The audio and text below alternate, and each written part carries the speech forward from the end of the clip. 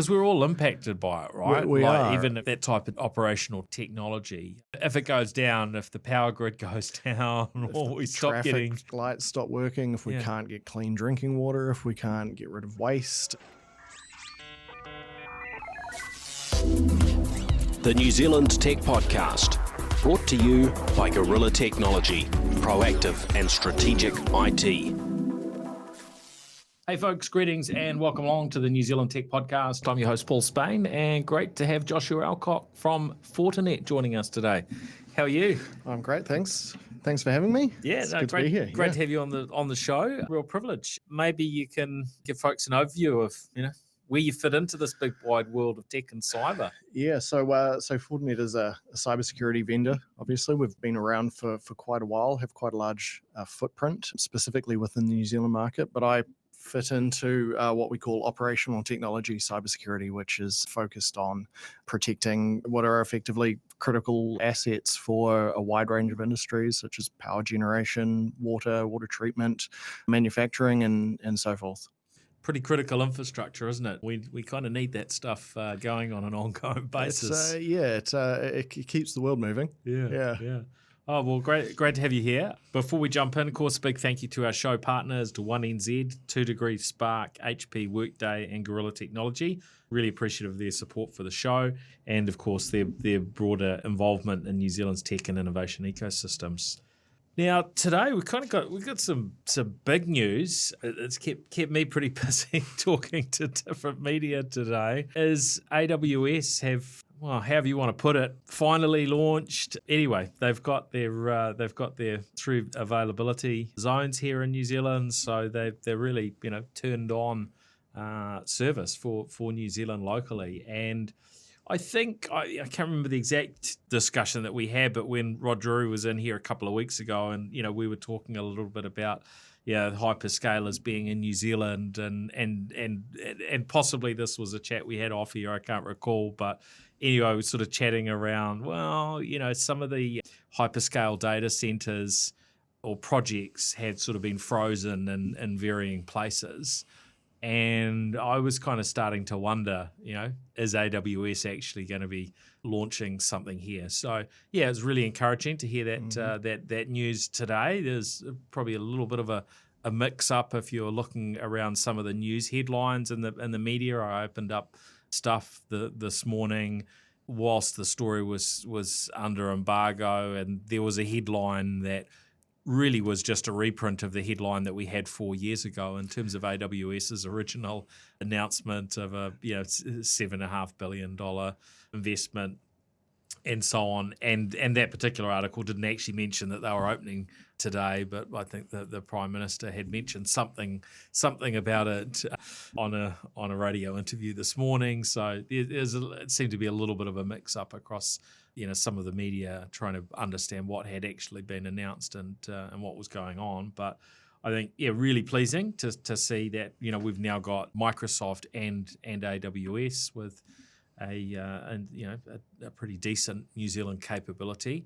I think when you go into some of the details, it's probably a little bit harder to unpack. They talk about expecting to create 1,000 jobs, and look, I think there's definitely a positive flow on for job creation. They also talk about a $10.8 billion economic impact over a decade and a half. All of those things are positive, but pretty hard to measure. What's your take? Is this a good thing? It's been a long time coming. Yeah. I think, and there's probably one or two others that we're still waiting on kind of, standing up in New Zealand, but it definitely has. I mean, we use AWS quite heavily just within Fortinet. But yeah, from talking to a lot of customers, it is something that they've been waiting on having local presence for. Quite interestingly, within operational technology, actually, there's kind of been a cloud is not where we sit kind of thing, but that's kind of mindset has changed in the last couple of years, and we've done some work with AWS actually around specifically being able to design cloud first SCADA systems. So resilience is really important. So looking forward to maybe in some point in time seeing some of that stuff put into practice here. Yeah. One of the things that caught my attention is that they're waving a flag for using 100% renewable technology. And it's good for us to delve into that a little bit, because you do get these sort of bullet point, headlines around these sort of announcements, and you do need to recognise that, I guess, these companies are trying to tell a really good story, and I think there is a good story around them investing in renewables now through partnership with Mercury. They're saying that they've effectively, supporting more power generation than what they need through wind farm investment. However, I think, just drilling in a little bit further, it's worth being aware they plug into the national grid. So, that the power from that wind farm doesn't just go straight to the AWS data center. That goes to, whoever else is plugged into the grid. Yeah. And so, there's a reality that if, coal's needing to be burnt at a particular time, or whatever it is, they're going to have to draw on that. And so, I guess, it's just I think a little bit of weariness sometimes for understanding that detail. But of course, it's quite commonly, in fact, when I was speaking to one of the journos this morning and I pointed that out, to them from one of the media outlets, they were like, "Oh, I've written a whole article all about that. Oh, thank you for telling me. Maybe I now need to write another article to straighten up the record," because they were so excited about it. So, the details do matter, I think. Well, it's good that there is a push to using, renewable energy. We obviously do a lot with a lot of the power companies, both the from a generation perspective and a distribution perspective. But at the end of the day, they need to store that stuff somewhere, otherwise it goes to waste. And thankfully, it's something that we're starting to see get built up around New Zealand is the ability to store renewables. So well, you'd be seeing that through some of the organisations you work with. Before we came on here, you were chatting around some of what you'd seen in terms of the battery storage for power, and that seems to really be picking up at quite a pace in New Zealand. Now. Yeah. No, it's good, because otherwise it all just goes to waste, right? Which is kind of the last thing that we need, especially when we're trying to power these hyperscale data centers. Yeah.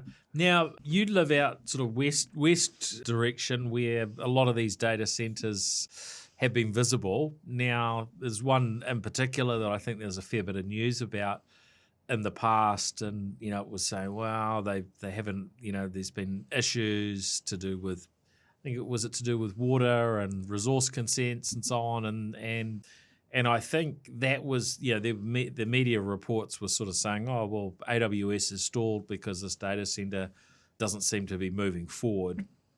But you've seen a fair bit of activity in some of those buildings, right? Yeah, well, lack of building currently, but there is definitely activity on the site, so it's definitely something that's happening. Yeah.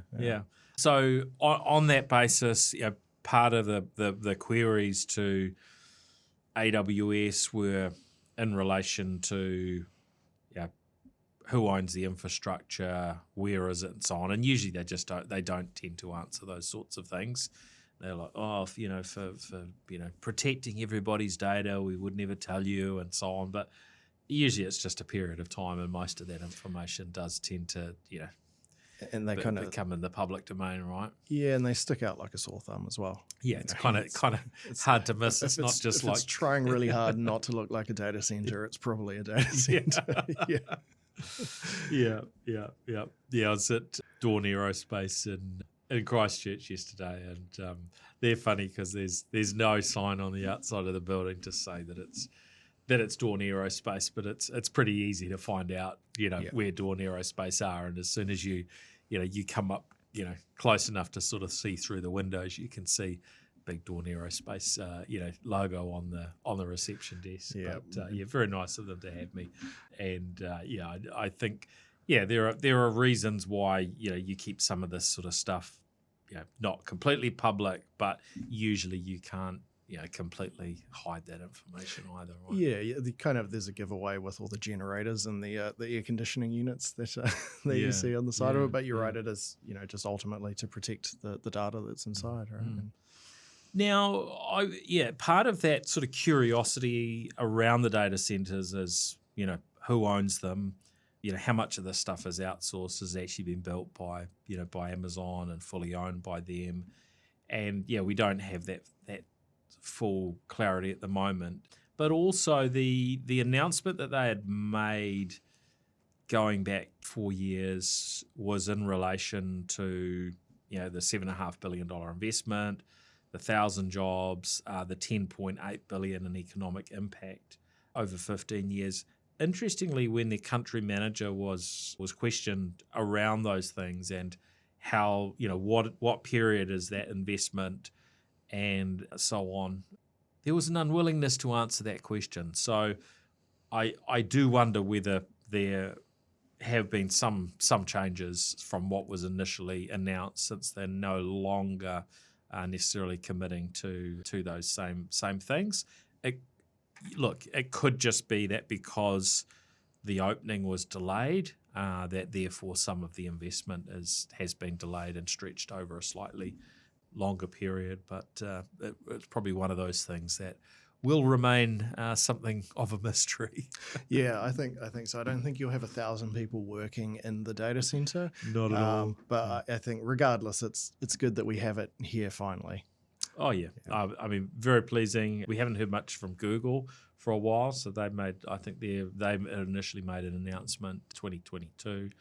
So yeah, pretty quiet on their front, but looking at the economy and other factors, look, it's really pleasing that we now have AWS live here in New Zealand. Yep. So yeah, should be good. And each of those availability zones, I think, can be a minimum of one data center, but that is just where it's at right now. So we'll have to wait and see how that sort of evolves over time. But I would imagine that there will be ongoing and future investments in these areas. So, would expect it. Yeah. Now, also on a New Zealand front, interesting to hear about field days, which we're used to that happening around Hamilton each year. They're taking it, and it's the largest agricultural event in the Southern Hemisphere.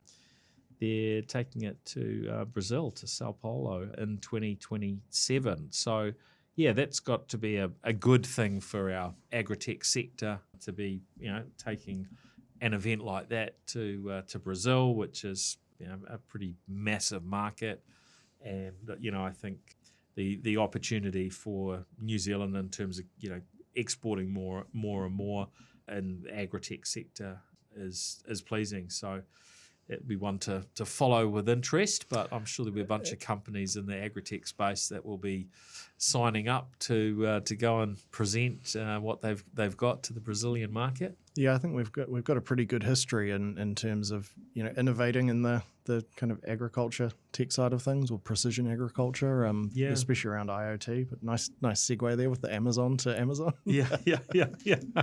Funny. And so on a global basis, interesting that Microsoft now have their own in-house models. So they're not, they haven't been fully reliant on OpenAI, because they've become, something of a go-to with Azure, where you could tap in and use whichever, models that you want. And of course, they were actually very quick with GPT-5 and making that available through Copilot. But the fact that they now have their own kind of homegrown in-house AI models, MAI Voice 1, MAI 1 Preview, and I guess this is natural for Microsoft. They've got the scale, they've got the capability to do this stuff. I think they've done very well through their partnership with OpenAI and their ownership there, but it's hard to know how all that stuff plays out. These things can be somewhat volatile. You never know what the next day may bring. Yeah. Well, it'll be interesting to see how this continues to evolve. So some of that stuff is available online now for those who want to jump in and try it out. You can go in and actually try out the voice model, I believe, but yeah, I haven't had any success with that yet. So I'll come back and let's see how that actually plays out. But they're saying they've trained it on 15,000 NVIDIA H100 GPUs.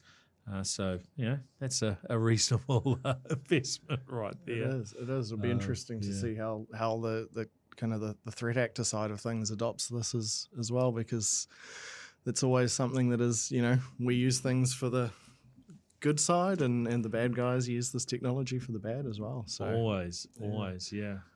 And what are you noticing on that front? How much AI leverage are you seeing in the cybersecurity world from bad actors? It's definitely lowered the barrier for entry, right? Like I think there was an article the other day around sort of guardrails being bypassed in order to elicit kind of some kind of attacks. But like anything, if it can be used for good, it can be used for bad.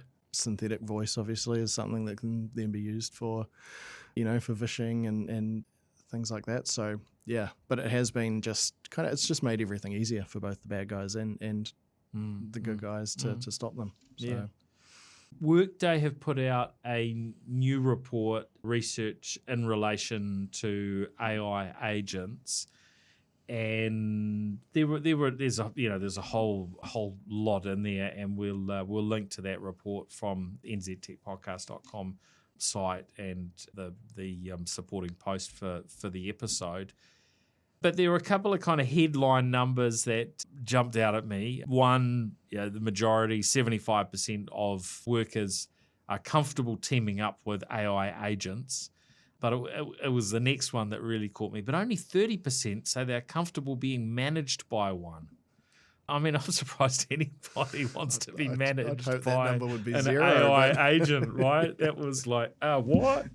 So it's an interesting question actually to be surveying people on, and an interesting reflection on where AI is actually able to operate. And look, the reality is that for some types of roles and some work and things that you need to deliver across a whole wide range of roles, you could break elements of management down to a process and hand them over to an AI. But boy, I can't imagine that goes down very well unless you can fit that in as supporting real people and real managers, not an actual complete replacement for for key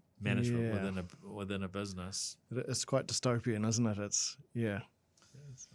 But is this an inevitability from your perspective? I mean, like anything, I'm assuming that we're kind of seeing the peak hype for a lot of these things, and then it'll eventually kind of plateau once we've figured out what the actual, real use cases are in real life. I think we saw that with generative AI in the last couple of years, right? It kind of peaked and then fell into the trough of despair, and then kind of normalized, and people have kind of figured out what it's good for and what it's not. So I'm assuming we'll see something similar too. Yeah, I think we've got a pretty interesting road ahead, and I think there's certainly a lot that hasn't been fully figured out, and a lot that probably doesn't make sense to most people at the moment. But we'll keep progressing through those. I think some of the predictions around AI probably well overhyped, and we're now kind of seeing that multiple years in as we are, there's a range of issues that yet to be resolved, but there are areas where AI, whether it's Gen AI or other sort of machine learning type uses, there's good places where they work well and places where they don't. Yeah, right? like any technology, right? And I mean, from a threat detection perspective, it's something that's not new. Using machine learning for looking for anomalies and kind of suspicious activities. and then also from a reactive perspective as well, making people's jobs easier when it comes to security operations. But like anything, we'll see when it kind of normalizes, and Before we sort of delve in a bit more into what's happening in the Fortinet world and your recent report, other thing I wanted to tap in was there's been coverage on Mastodon, who of course got their Twitter competing platform, which is decentralized. And I see that they've been pushing back and saying, look, they can't comply with new age verification laws. Specifically, they're referencing Mississippi's age verification law. And that also saw Blue Sky pull out of Mississippi as well. It's kind of interesting to me that we're seeing these new approaches all over the world in terms of how to try and put some sort of control around social media. It's been suggested for New Zealand that anyone under 16 should be blocked from access to social media, which of course potentially can include the likes of YouTube. I'm yet to be convinced that that's the right answer, although I understand the perspective of we want to protect our children. I'm just not necessarily sure what the best way is to do it. And in some ways, hey, yeah, you have to try something, but it's how do you help families? How do you help parents in good ways? But this type of, I don't know, it feels like quite a sledgehammer approach is an interesting one, and then it triggers potentially a whole bunch of differing approaches that then have to be followed. Yeah, it does seem like it's a bit of a throwing stuff at the wall and seeing what sticks. But yeah, which is kind of sometimes the way the world works. It is, yeah. Yeah, so it'll be an interesting one to follow, of course. Yeah, because we've got Australia, so close to home with similar type of legislation. I think what we will see is lots of just reality checks of what does and doesn't work. What are the side effects that maybe haven't necessarily been fully resolved. So we'll get some interesting examples, I'm sure, over the next little while. Yeah, I think sometimes lagging behind the rest of the world a little bit can be a bit of a benefit for us, in terms of finding out what works and letting them kind of go through the the hard yards. Yeah. Ultimately, someone, a region, country, whatever, does have to take some leadership in some of these areas, because as you were talking about before, there's the good sides and the bad sides of how technology gets utilised. And when we do get our heads around, at least to some degree, some of the bad sides, then, we have to work on minimising those. All right, so I'm keen to hear a little bit about this new report. What can you tell us about the Fortinet 2025 Industrial Cybersecurity Industry Analysis? Who will this be of interest to? I guess this will be of interest to anyone who operates anything that falls under that operational technology banner. And that's kind of something that's grown, I think, considerably in the past. Because we're all impacted by it, right? We are, even if you don't operate that type of operational technology. If it goes down, if the power grid goes down, or we stop getting lights stop working, if we can't get clean drinking water, if we can't get rid of waste, it is. I think a good example is what happened in Spain and Portugal earlier this year. Right, we saw quite quickly how society had a little bit of a collapse, and given how everything's connected now, that wasn't a cyber-related incident, but we've seen in other parts of the world what can be done. We have done, yes. Yeah. So we have to kind of anticipate that. Yeah. That's right. And sometimes it's other things that impact. I mean, even here in New Zealand, there were issues with, I think it was the pipeline from Northland through to Auckland, a few years ago, and it wasn't a cyber attack, but it impacted the availability of or that capability for transporting fuel, between, was it Northport and Auckland, and when those things stop, that has sometimes a reasonably wide impact. So I think it's important for all of us that these things are looked after, right? How would you say that our state is from a cyber perspective when we look at, this type of infrastructure and how it's being protected from a cybersecurity perspective. I think a lot of people would maybe hope for the best in terms of how things are looked after, but it's probably pretty variable out there, isn't it? It is, and I think because we're looking at environments that traditionally haven't been connected to the internet in the past, things that have been running for sometimes 20 to 30 years, right? They don't understand what kind of traditional or what we're used to from a networking perspective.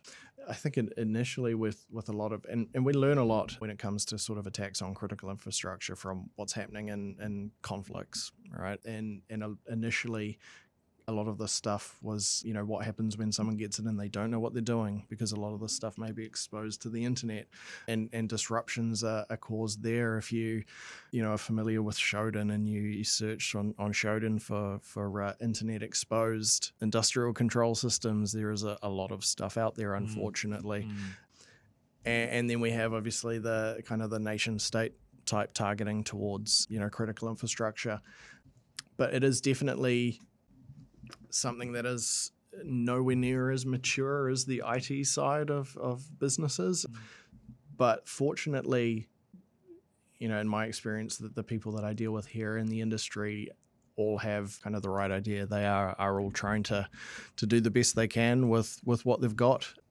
We unfortunately don't have any kind of compelling event to mandate cybersecurity for critical infrastructure or operational technology like we do in other parts of the world. Australia is a really good example with the Security of Critical Infrastructure Act. But within industry, everyone is doing their best, which is good. Well, it's one of the issues that, because a lot of these environments were not connected to the internet in the past, that there just wasn't the attention sort of paid to typical, cybersecurity things. And then for varying reasons, we end up connecting what is sometimes, archaic infrastructure, and it gets connected up. And actually, in many ways, it shouldn't be, because it's not, maybe not fit for purpose from a security perspective. Yeah, spot on. I mean, there's this kind of maybe idea that everything is still air-gapped like stuff used to be. I think kind of if we go back to 2010 with Stuxnet, there was kind of the first kind of exposure that the world had to kind of cyber attacks on sort of operational technology. But there's business drivers to connect a lot of these things. I think we're all sick to death of the term digital transformation now, but it is. But yeah, we're kind of lagging behind, but that is often because these environments weren't built to be connected, and we're trying to connect them. Yeah.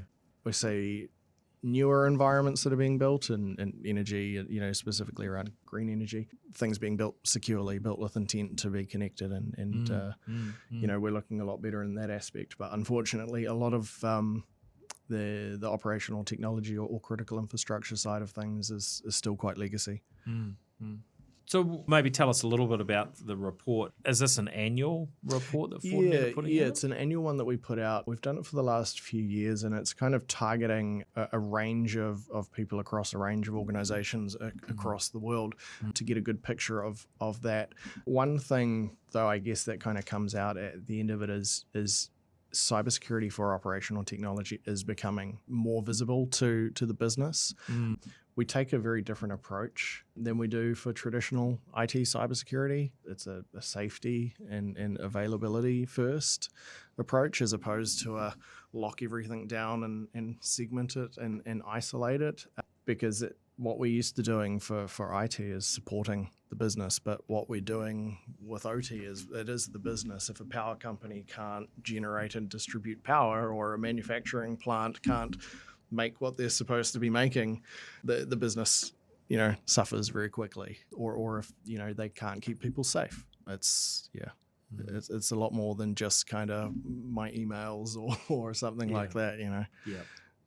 How significant do you think the issues at the moment? Because we're not often hearing around cyber related issues for operational technology. It's not often that we hear that there's been a major infrastructure issue that comes, that's tied back to cyber at this point. But Yeah. of course, things can flip and change really quickly, which is probably not a world that we want to imagine, too much, unless we're reading a science fiction novel or something. Yeah.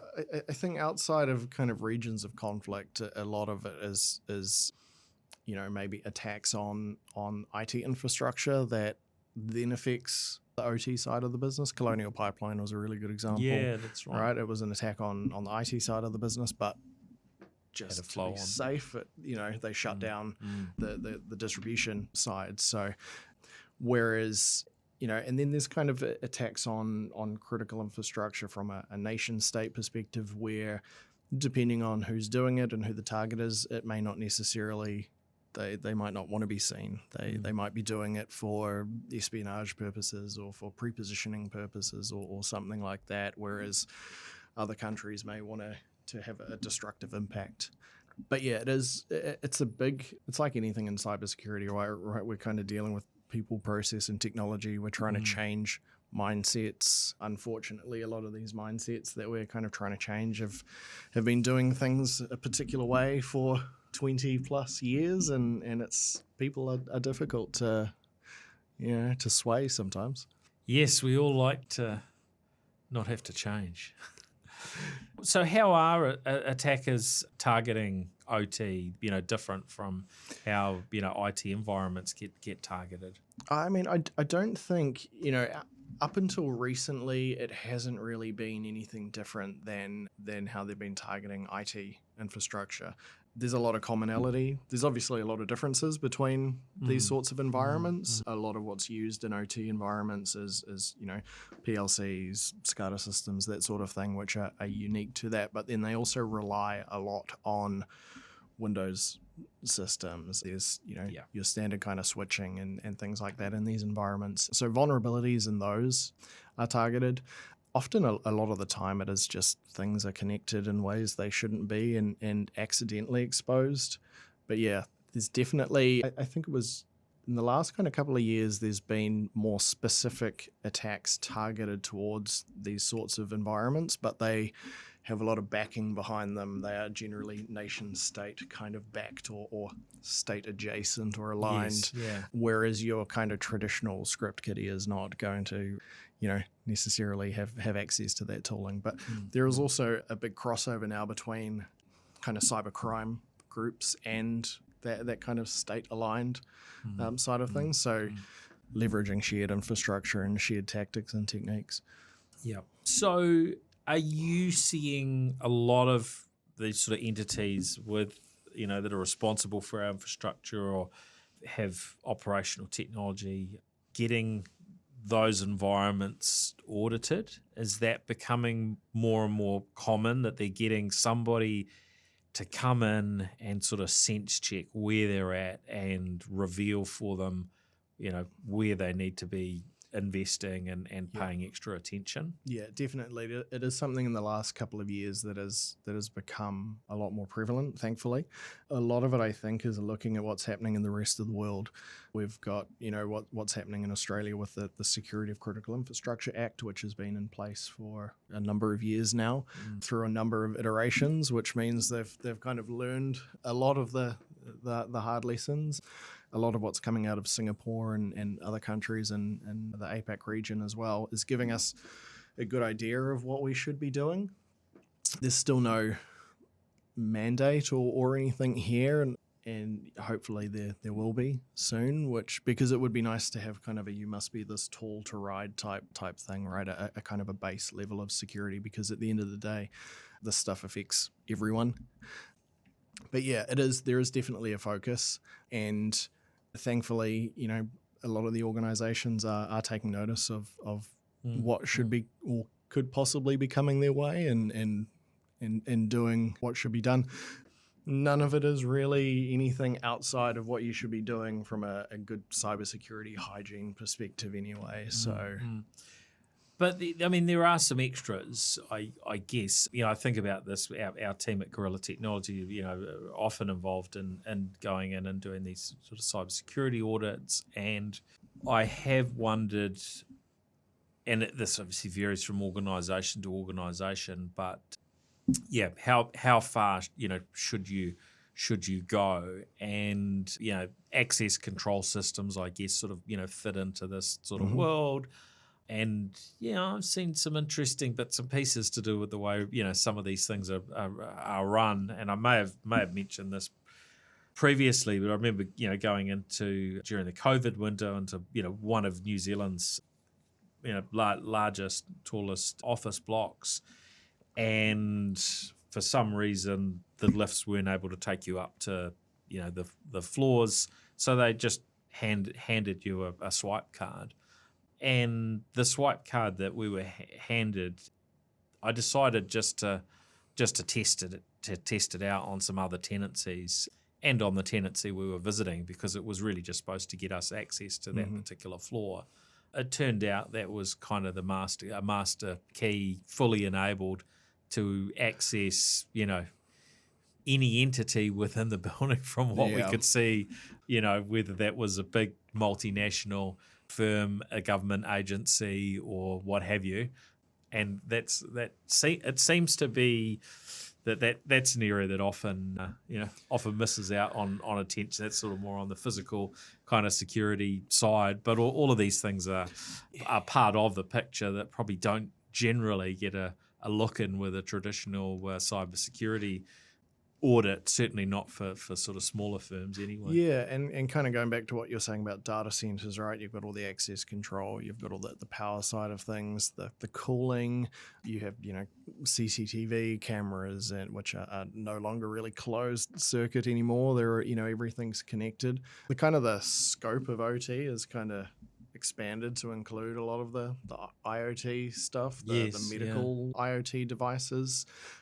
And it's kind of funny you mentioning that story, because a lot of these environments that you go into, they are effectively built on trust, and they are flat networks. They have no access control between parts of the environment. So if you kind of get in, you kind of have the keys to the kingdom.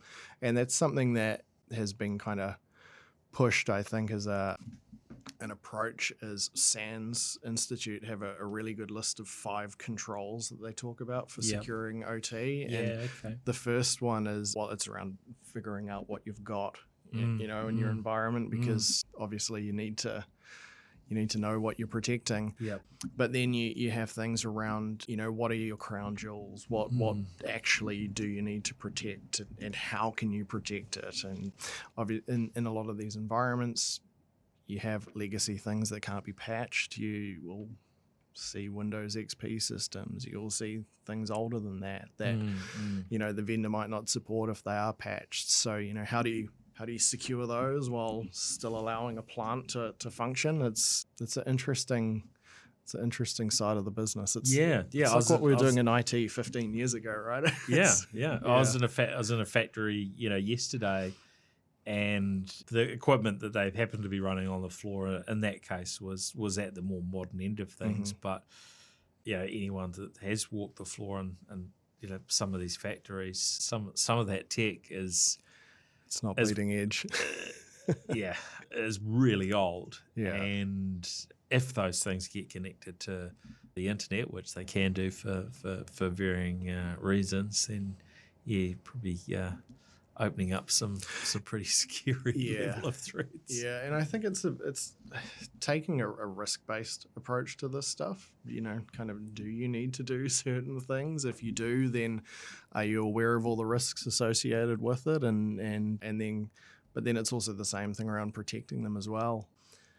There's a lot of vulnerabilities out there in software, and a lot that are kind of being published around kind of industrial control systems as well, but they don't necessarily exist in a position where they can be exploited. So, they might kind of fall kind of further down on your list of priorities for patching if they ever get patched. So it's taking some of that mindset that we've had in IT cybersecurity and applying it to kind of that safety and availability mindset as well.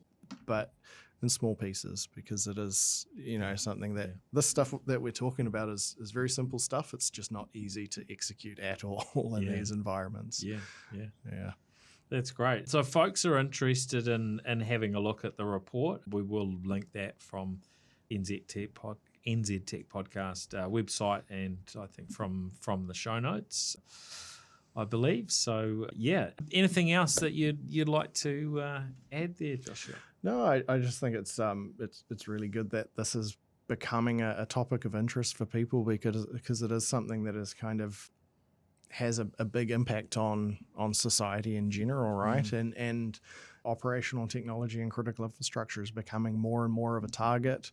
We can't really rely on being down the far end of the world when you're connected over the internet. And New Zealand in general, I think, is a bit of a soft target. So which is sad, isn't it? And some of this is our sort of size and scale, economic capability. We see the Australian government have really lent in a lot more in terms of multiple perspectives, but how much money that they put in these areas.